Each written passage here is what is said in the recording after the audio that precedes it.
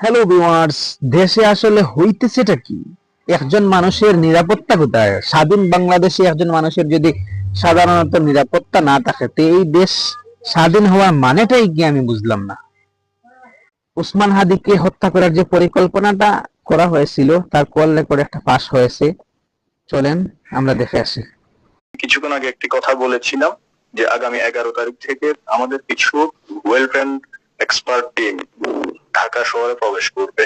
হ্যাঁ, যেটা 5ই আগস্টের পূর্বে যেভাবে স্নাইপার যে কথাগুলো ছিল, যেভাবে করছিল, আমরা তার চাইতে আরো ডাবল ধামাকা আকারে আমরা করতে চাচ্ছি।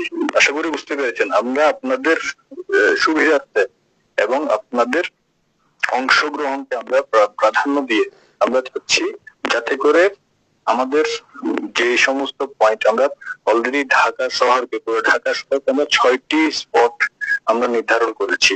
6টি জায়গা আমরা নির্ধারণ করে সেই নির্ধারিত জায়গায় বেস করে আমরা আমাদের সমস্ত কর্মসূচি আমরা সাজিয়ে রেখেছি।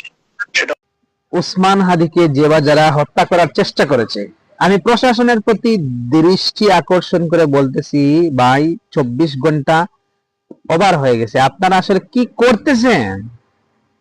আপনাদের ন্যূনতম সেন্স নাই? এখন পর্যন্ত হত্যাকারীদেরকে শনাক্ত করা হয় নাই।